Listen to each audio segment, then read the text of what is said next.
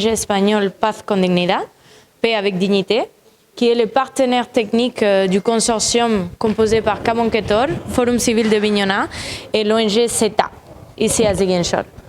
C'est ce consortium qui organise aujourd'hui ce forum international sur la construction de la paix, la défense du territoire, les droits des femmes et la coopération sud-sud entre l'Amérique latine et l'Afrique.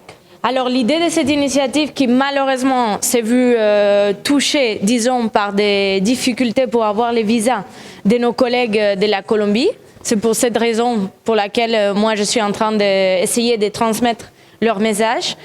L'idée est de créer des échanges entre ces organisations qui travaillent en Colombie et aussi au Mali. On a une participante du Mali avec les organisations et les résistances et résiliences des populations de Casamance. Donc l'objectif est de pouvoir voir quelles sont les similitudes et les différences dans la construction de la paix, dans la défense du territoire et aussi le rôle des femmes dans tout ce processus. Bien sûr, non pas seulement un document, l'idée c'est de pouvoir créer des collaborations stratégiques, des alliances stratégiques, parce qu'on croit que les types de menaces qui affectent pas seulement à la paix, mais aussi au territoire. On comprend les territoires par tout ce qui est composé de biens naturels, c'est-à-dire les ressources naturelles et tout l'écosystème, non, qui est lié aux populations, ainsi que la vie des populations. Toutes ces menaces, elles ont des similitudes dans les différents territoires. Donc les réponses, on peut s'inspirer des réalités d'autres territoires pour avoir des réponses collectives. Donc l'idée, c'est pas seulement, comme j'ai dit, de créer ces documents, mais aussi des alliances, des protocoles de collaboration, pour voir comment dans les futurs, on peut continuer à travailler ensemble. Bon, comme on a vu tout à l'heure, dans la construction de la paix, bien sûr, il y a un élément du gouvernement central ou des gouvernements centraux, mais ce qui est très important, c'est l'engagement des populations. Donc bien sûr, tout ce qui est les actions communautaires, les actions de la société civile, doit être en coordination avec les autorités et autant religieuses, administratives comme locales. C'est pour ça qu'aujourd'hui, on a eu ici, par exemple, les services des eaux et forêts, on a eu l'AMP, l'aire marine protégée, bien sûr la mairie et le conseil départemental. Mais on pense que c'est un processus collaboratif, toujours, et que ça ne peut pas rester seulement du côté du gouvernement, comme dans beaucoup de cas pour la construction de la paix, on a pu voir. Le forum aujourd'hui, c'est de parler de construction de paix autour de la gestion des biens naturels communs. Donc, ce qui veut dire pas au niveau sécuritaire, mais c'est au niveau du relationnel qui existe entre les populations et la gestion des biens donc naturels communs, dont on peut parler donc du foncier, de la forêt, on peut parler des ressources halieutiques, donc de la pêche, des fleuves et autres ressources que nous, des minerais qu'on a dans notre localité.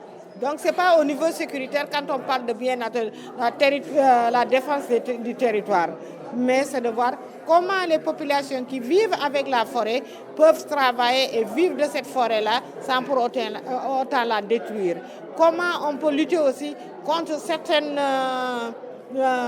aspects qu'on voit aujourd'hui, par exemple comme l'accaparement des terres. Donc c'est pour cela qu'il y a une alliance qu'on dit, est-ce qu'on va pouvoir travailler ça? Il faut essayer de trouver d'autres mécanismes ou d'autres processus que d'autres personnes ont pu réussir dans leur localité et qu'on pourrait adapter ou même échanger. Donc c'est vraiment un forum d'échange de stratégies pour mettre en place des alliances qui pourraient nous amener à défendre de façon globale et de façon diversifiée tout ce qui appartient à la communauté et que nous avons en commun. Ce que nous donnons, c'est déjà comment nous, à partir de ce que nous avons vécu comme problème au niveau de la crise casamançaise, vous voyez aujourd'hui, nous sommes quand même dans un processus d'accalmie avancé et que nous assistons au retour des populations. Comment aujourd'hui nous sommes en train de gérer, comment on a d'abord commencé pour participer à la mise en place de cette accalmie et comment aussi nous sommes en train d'appuyer les populations, de de les aider, de les accompagner dans ce retour-là.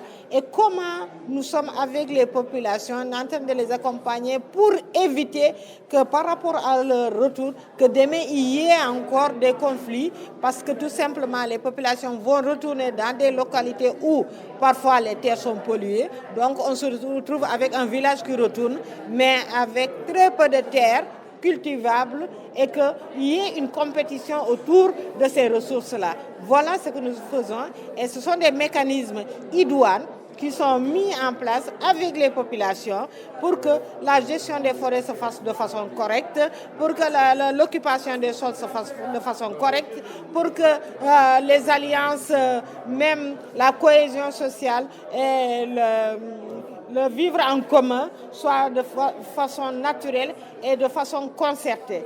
Tout ce qui est fait autour des populations, par les populations.